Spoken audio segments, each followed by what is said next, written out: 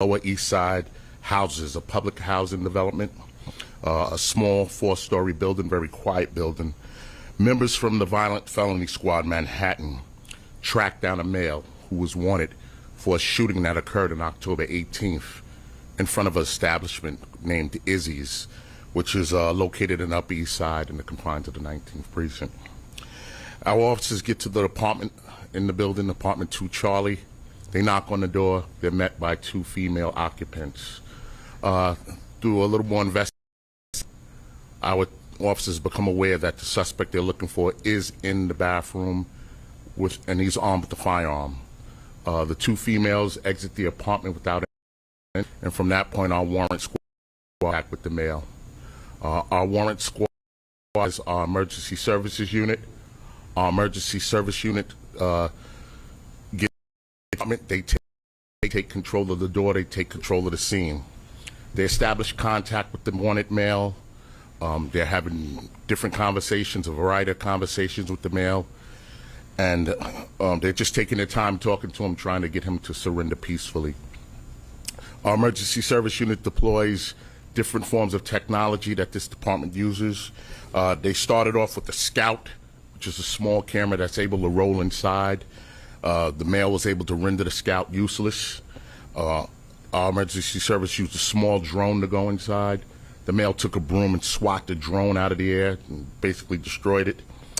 And then our officers used an avatar, which is a camera that's on wheels, and it's able to roll in. And with the camera view, they're able to get a better view of what's going on inside the apartment. The officers used the avatar. They followed behind our avatar. They had their bunkers up, our shields. And as they went in, the male exited the bathroom and fired what we believe 4 shots. We believe 4 shots he fired. He struck a small bunker, a small shield 1 time. He struck one of our larger bunkers twice. And one of our members from ESU took a projectile to his breast. We don't know if that projectile was as a result of a direct hit or if it was a ricochet, but that officer was removed to the hospital. He's treated. He's doing well. Our officers were able to return fire. They fired twice at the male, striking the male. The lead officer who fired also took the bunker, the shield, and was able to use it to knock the male down and pin him down, while other members were able to put him in handcuffs. EMS was already on the scene. Emergency medical services was already on the scene. They rendered immediate aid, and they removed the male to a local area hospital, but he succumbed to his injuries at about 2:55 p.m. Our cops, all the ESU cops who were involved, were removed to a local area hospital to be evaluated and treated.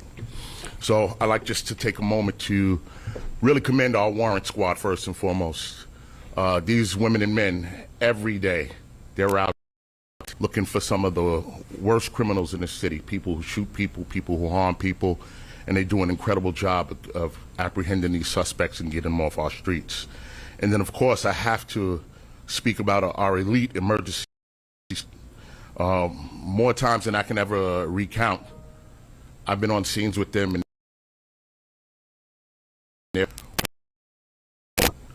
keeps people safe, and they're always able to resolve situations. Unfortunately, under deadly physical force, but they were fired upon in this particular incident. This investigation will be continued by our Force Investigations Division, along with Manhattan South detectives. So at this point, I'll take any questions. Do you know the indication of more information on what he was originally wanted for, and any information on what he said during that exchange and why he didn't want to give himself up? Absolutely. I'll turn to our Chief of Detectives to talk about the original October 18th case. Thank you, Chief. Just to paint you a picture of the perpetrator that was involved in this incident today. He's been identified as Ken Edwards. He's a male, 43 years old. Last known address was 691 Girard Avenue in the Bronx. He has 11 prior arrests dating back to 1995. His last arrest was on 23rd. He was wanted for 23 non-fatal shooting in Manhattan, I will get into, a 2023 sexual abuse touching that to the 9th Precinct, 2022 that occurred, and he had an active for failing to register. The whole incident with the non-fatal occurred on 10/18/23 at 0240. The location is in front of Izzy's Bar, which is located at 1450 2nd Avenue in Manhattan. This is in the precinct, located between East 5th and East 7th. The shooting stemmed inside of the bar. The shooting victim and his enjoying an evening when they become involved in a verbal dispute with Mr. Kent and an identified female companion. The location occurs over using a photo booth that was located at the bar. The argument quickly escalates and spills where Mr. Edwards shoots left leg and pistol whips him to his head. Mr. Edwards and his female partner flee the scene, leaving 9 .40 caliber shell casings back at the location. Detectives from the 19th Precinct Detective Squad and Manhattan North were quickly able to positively identify Kent Edwards. While working with the attorney's office, probable cause was established for Mr. Edwards, and on 10/20, our fugitive of the unwanted felon.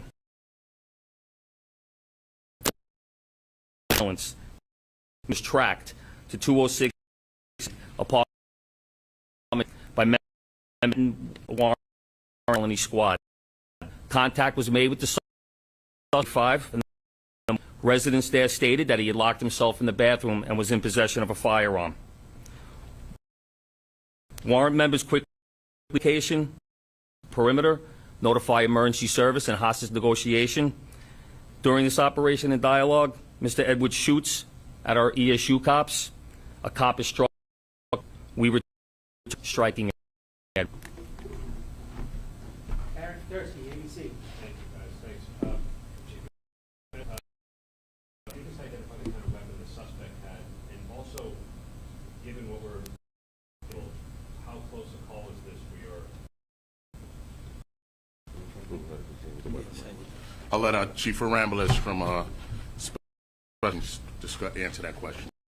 Yes, we saw that the individual 9mm and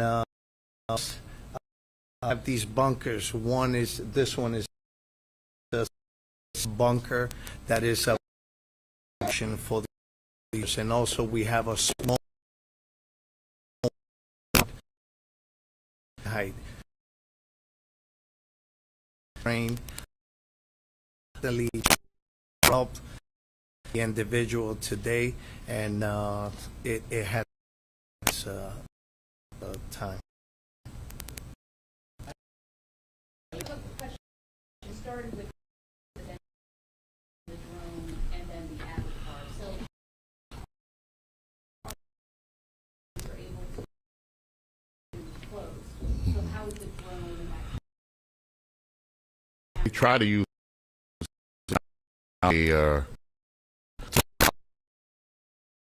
not the way they need. He actually rendered some of the technology useless. The Scout, he threw something on top of the Scout, which immobilized it. The drone, he actually swatted the air with a broom. The pole camera, I don't think I said that. They pole camera, but they couldn't get the pole camera in. And then when they came with the avatar, that's when he came out and started shooting. I mean, our officers, our emergency, they really try to take their time. They try to use the technology. Close call. Of course, it was a close call. You have 3 bullets into the bunkers. 3 bullets, which could have easily been inside our officers. All right, but trained. They have some very strong equipment to keep them. That they deployed all their equipment today because it kept.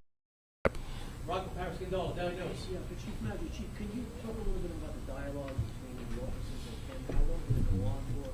Did it look like he was heading in the right direction? And what ultimately prompted the move to go after him? Did he pop out with his gun? Right, and I'll let Chief Valdez from the issue answer. What I was informed, a lot back and forth, he was asking for his sister, Madison, he was making a lot of different. So I think probably he wasn't going anywhere. He realized that we were there, that we had him cornered, and he wasn't going anywhere. But I'll let expand on that a little bit. It's there. Good evening. So we were in communication with the individual for close to 2.5 hours. Like Chief Madry said, he was talking about his sister. He wanted to talk to his sister, in particular which communication. He asked for water, which we tried to provide, and asked to receive the water so that we could try to apprehend him safely. But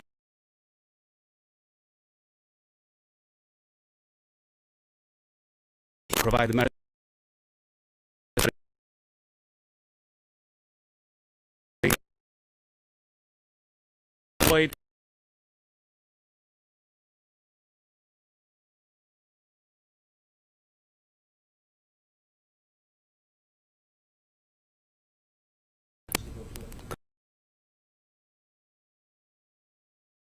Correct. So part of that. Obligation.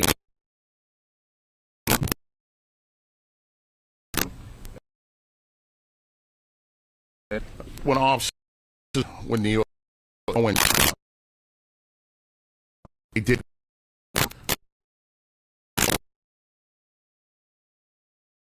to create, communication. Once the average, he realized that the officer, he made a move.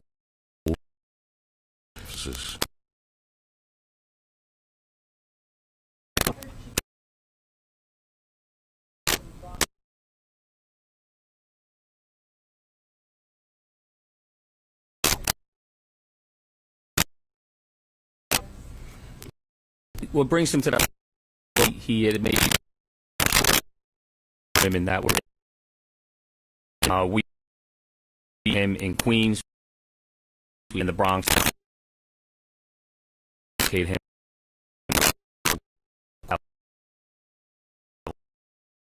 Located on a couch surfing.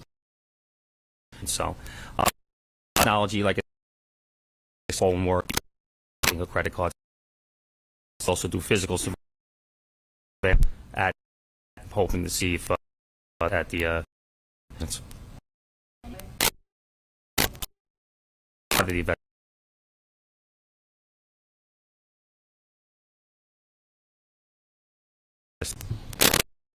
Was struck on the left. I don't know exactly where. It will be part of the medical. All right, everyone. Thank you for your.